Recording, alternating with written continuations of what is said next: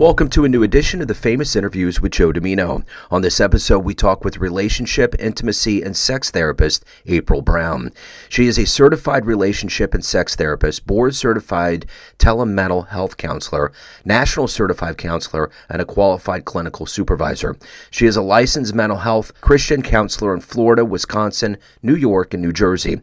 She has a thriving group practice called Cape Coral Therapists in Cape Coral, Florida, where she specializes in intimacy, anxiety, depression, self-esteem, relationships, emotional support, animals, and virtual therapy. We get into quite a bit in this interview.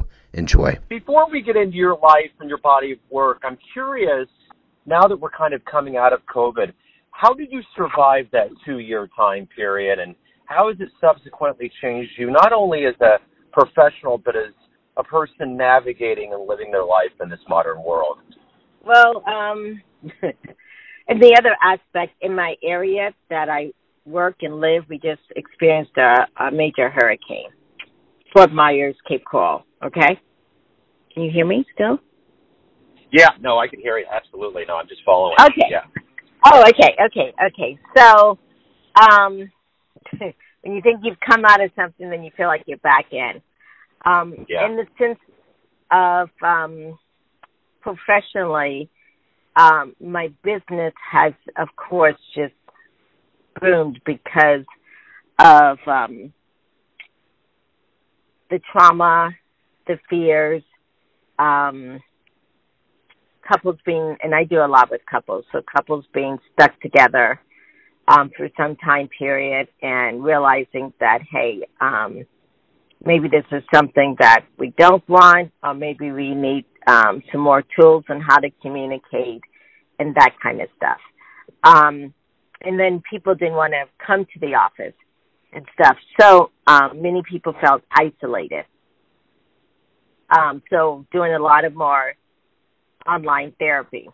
And in the process of doing online therapy in my personal life, I realized that I really didn't want to be kind of stuck behind four walls. So, and I had to look at things in my own life in the sense of a relationship and made changes there. And so coming out of that, made changes for things that will be better for me, and even understanding my own stress level and what different type of coping skills. So I actually moved since that time period to a different city and just started seeing people virtually, left my practice and just managed that from afar. So I recently moved like in June, July in some aspect. But now with the hurricane and all that happened in that area, I'm feeling a little drawn back because I do have property there and stuff.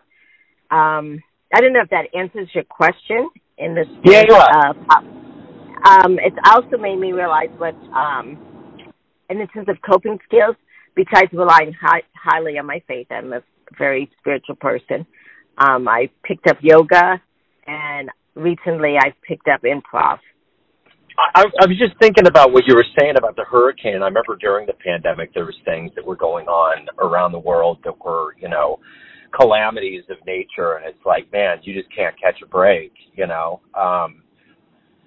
So, yeah, and then, of course, the whole world's trying to deal with the pandemic. In America, we seem to be the one that has to be the bad kid on the block. Like, we have all this political stuff going on and all these things that we're dealing with. But I think probably what you've noticed in your line of work is that I think with America, we've moved so fast for so long, we ignored things. Like when the George Floyd incident came up and all these things happened, these were already festering.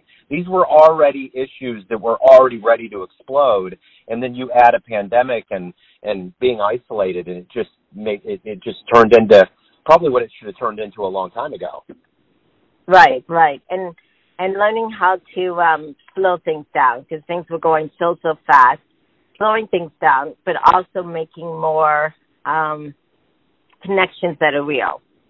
The one thing that I want to ask you, and I've been fortunate enough to talk to a number of folks that are in the business of helping people with, you know, relationships and sex and intimacy and all these things, I'm astonished at, you know, the amount of people on this planet that want that, but that historically do bad at it until they really wake up and realize what either they need or their partners need. Right. Many times we just deal with the status quo, status quo, status quo, status quo. And then when stuff hits the fan, and we think, hey, why isn't my partner responding? But maybe I didn't even ask, so I haven't put it out there, my needs. And let me break down in the simplest of terms here exactly what you do on a daily basis. And I'm going to take you in front of a bunch of, let's say, fourth graders at a career day at an elementary school. And one of the kids looks up at you and says, "What do you do for a living?" How would you explain that? What do I do for a living? Well, I explain it as that what I do is I help people achieve the goals that they want by helping them understand themselves and find the answers and solutions within themselves. And so what that actually means is I sit down and talk with people, listen to their stories, give them back their feedback of the things that they're saying, and help them in their communication and in their goals. That's kind of what I do overall in that aspect. So let me ask you this. When you were a child, what did you want to be when you grew up? When I was a child, interesting, I played with dolls for a long time. And I actually wanted to be, Wonder Woman was one of my first things. But not after that. I was realizing I wanted to be a doctor for many years. And then I had some negative teacher experiences who challenged me and made me felt like I couldn't really read and all that kind of stuff. So I ended up going for business, for math, and became an accountant. And then later on, through inspiration, through God, he challenged me to go back to school for therapy. And then I had to get over this concept that I can't read, which technically I can read. But it's amazing what a teacher can say to you. And sometimes, even at this level, I will sometimes challenge myself. You know, am I really understanding this? Can I really read this? Which in reality, I know I can read. But yeah. So talk to me a little bit about your childhood and growing up and how these seeds came into you. You're obviously a person that gives.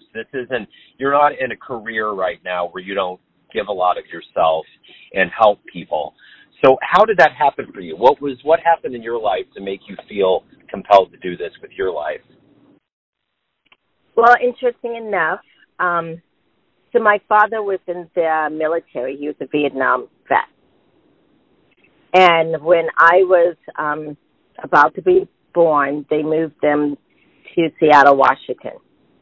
And in Seattle, my parents were the only black family in the neighborhood.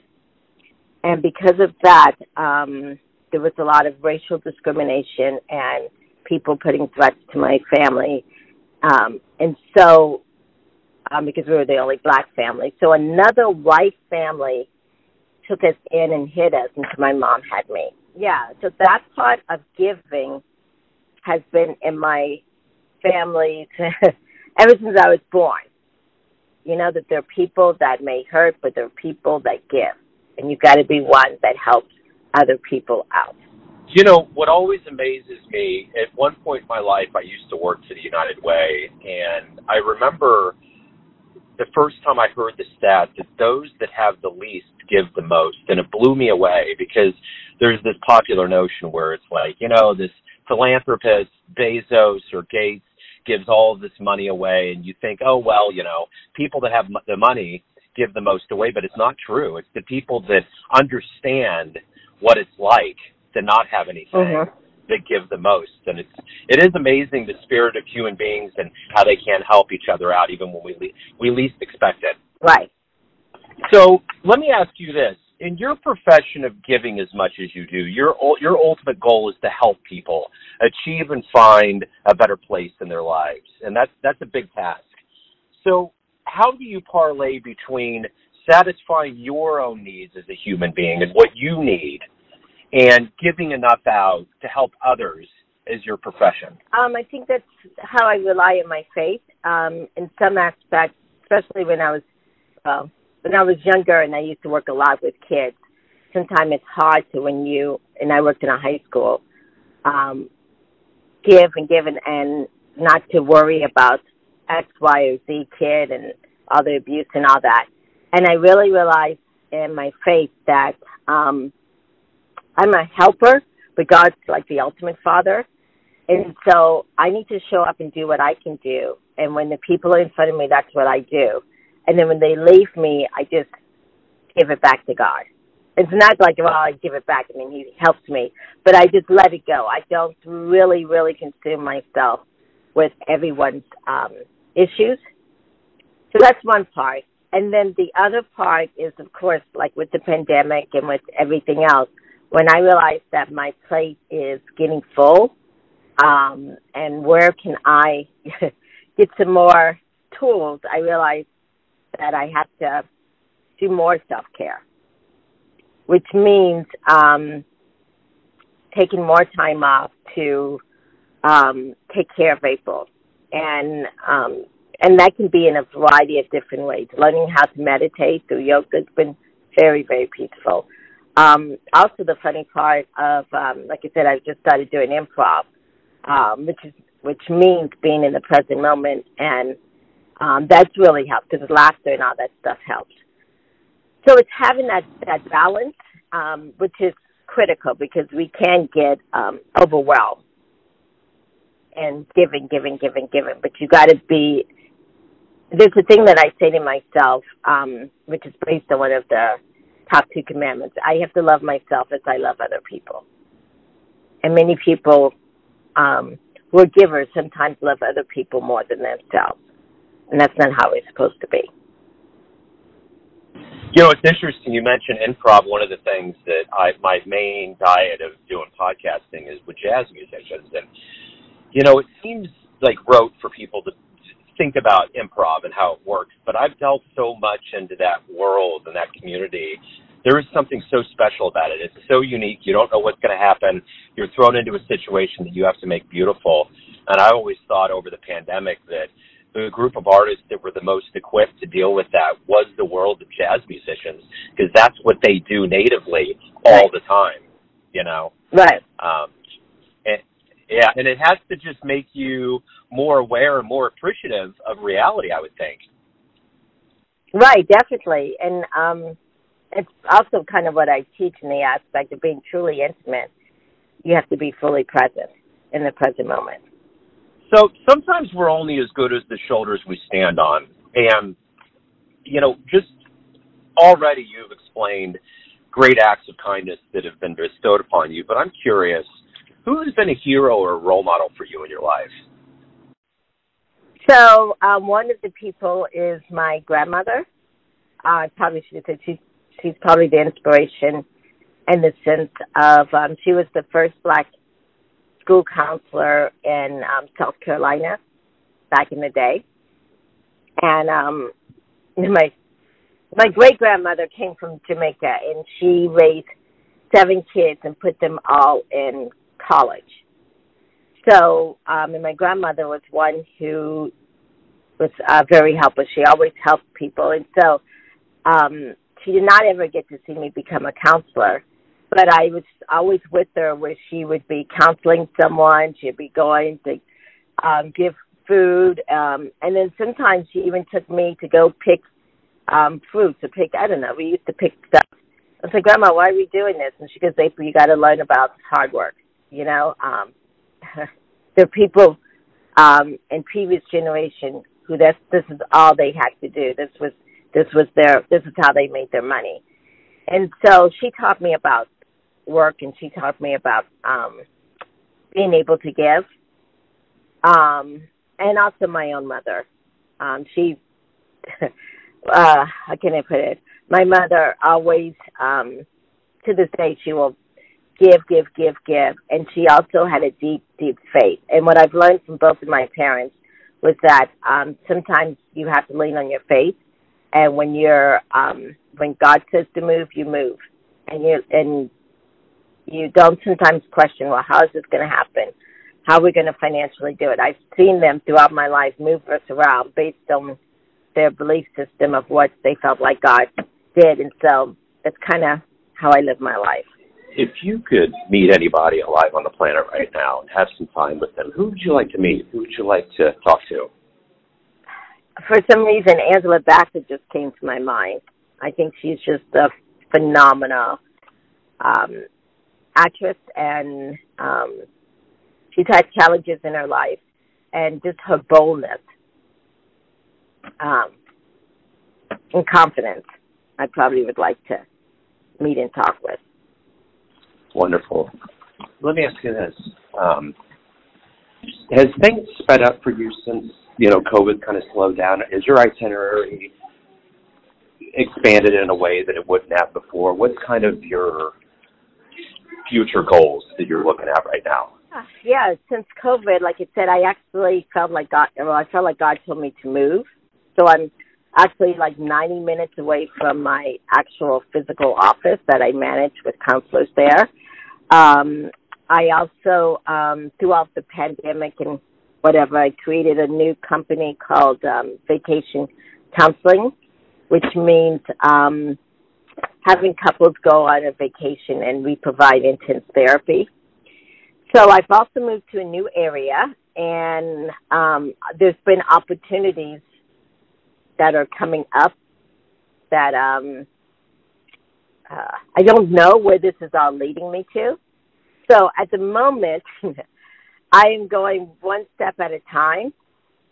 It's amazing how I believe in vision boards. And so I've had things on my vision board long ago. And so part of it was writing books, which I did right at the end of the pandemic, and I've published 7 of them since then, and 4 this year, little books. I have something on my thing about writing a screenplay, and now I'm kind of doing a little bit of improv and actually auditioning for things. I'm living step by step at the moment. I'm not sure exactly where all this is leading me to. Absolutely. So in all of the work that you've done with clients throughout the years, what's been the best quote-unquote fan letter, best response you've gotten from a client from your work? Probably recently, like I said, I started this retreat business called Vacation Counseling, and a young couple came down, and they had a lot of alcohol issues and a variety of stuff. Had to go to rehab and all that. And working with them, and then they recently just had their first baby. And how they sent us pictures, and, they still wanted to talk with me and my cohort. Like right after the baby was born, they're just, and how they thanked us so much for helping them see each other and getting rid of, extra stuff such as alcohol and stuff, so they can truly connect and provide or have the family they want. So that's probably been one of my, success stories in the sense of seeing that, or, I probably would say that's one of my success, yes. Excellent. In the realm of intimacy with adults, we all have these misperceptions. We all have these ideas of how things are supposed to work. But in your line of work, if you could boil it down to the most common misperceptions people have about adult relationships, intimate relationships, what would you say it is? What would you say that humans tend to get wrong, and it's probably something simple that can be fixed? I mean, it'll be complex, obviously, but in a simple way, it can be fixed to help them out. Number one, that intimacy is just sex, which is much more than that. It's that emotional part. It's the communication, activities. How do you resolve conflicts. It's the spiritual part. True intimacy is being in the present moment and having that connection. Number 2 is expecting that your partner knows your needs and or knows your body. Many times you're like, well, they should know how to satisfy me. They should know what I want. And sometimes it turns out that you yourself don't know what you want, or you yourself don't even know how your body feels or needs to be engaged. And so it's really important to know your body, self-exploration, and also self-exploration of your needs. And then being able to actually communicate it. And sometimes, probably the third thing, is that sometimes we think we're communicating, but really we're so flooded, is what I call. We started conversation, and then our blood pressure starts going, our heart rate starts going, and we are like, the emotions are in our head, and we are just talking, or we've completely shut down. The other person's talking, but no one understands one another because we're so flooded. So those are the things that are probably really important. In the sense of being flooded, I tell people that it's really your responsibility to calm yourself down. It's your responsibility first to know that you're flooded. Your responsibility is to calm yourself down. And sometimes you need to ask for a little time out so you can recollect your things, so that you're able to hear your partner. And probably the fourth thing that I say, two more things. The fourth things that I say to couples is really your partner should be the person that you show the best customer service to.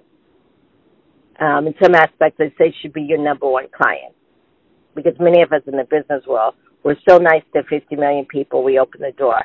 But when you come home, we don't treat our partners the way we need to treat them.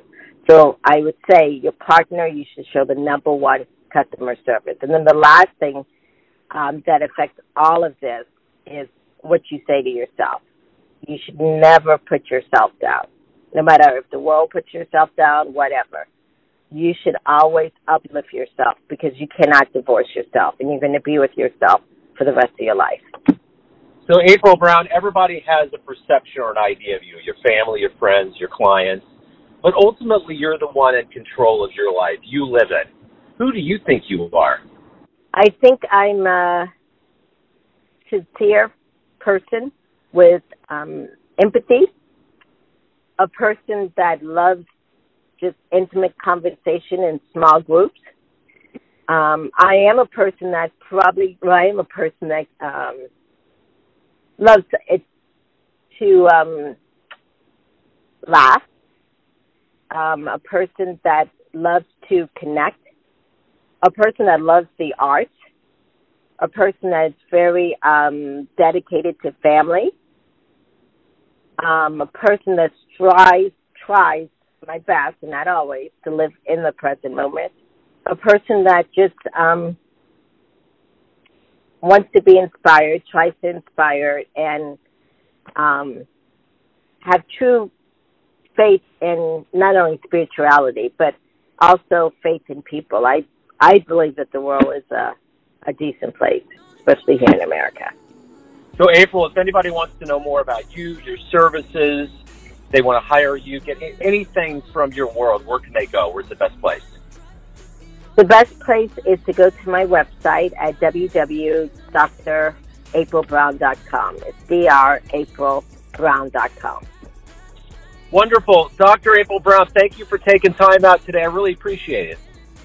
Okay, you're welcome. You take care. Thanks for tuning in to another famous interview with Joe Dimino, where we cover the world of art, literature, music, business, spirituality, and more from around the globe. If you want to hear more interviews, visit the Famous Interviews with Joe Dimino channel on YouTube. Thanks again for listening, and until next time.